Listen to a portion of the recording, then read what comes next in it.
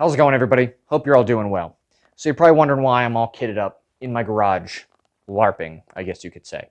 Well, it's for a good reason. I want to discuss something that really isn't talked about that much. Even when I do research on it, it's kind of glossed over.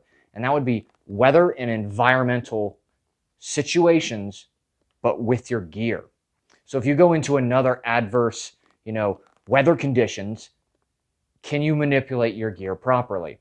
And I was faced with a similar situation a couple weeks ago when I did a full training course. The first day that we did stuff, it was really nice, 70 degrees, just like this, kind of the setup, real nice, easy. That's when most people train. They like to train when it's sunny out, not too hot. Let's do some up drills, let's do stuff like that. But do people go out of their way and start to train when it's raining and snowing and terrible outside? So I was faced with that situation. With the second day, it went straight up to snow. No joke, a storm front rolled in, it went down to like 28 degrees and it started snowing on us, which is not too bad, honestly, considering where I live. 28 degrees, pretty good. We literally saw negative 55 about 4 months ago.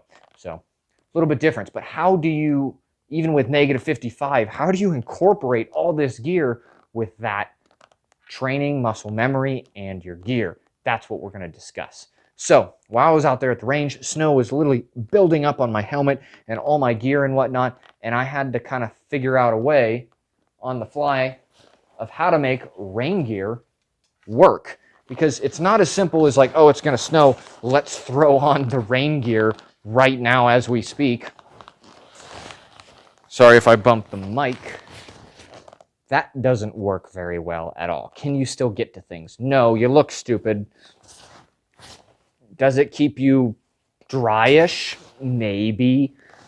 But you can't manipulate and get to half your stuff. And plus, it's super loud.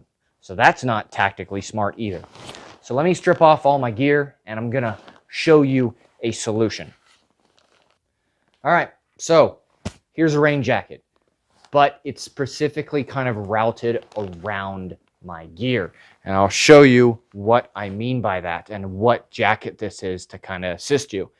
So, nice thing about this 511 jacket is it unzips on the side. You can zip up the sides with it. So that allows your gear to be more exterior, especially with, pistol manipulation, and still being able to grab your magazines from wherever they are. It is easier to do so, but it'll also keep you dry. So along the back, as you can see, everything is exposed and available to be, to get to. I don't care if my gear too much gets soaked because that's kind of an exterior thing, but if I get soaking wet, that's when I don't get too happy about it. So, for instance, this snaps around and unzips. So let me take off the rifle, or technically it's an AR pistol.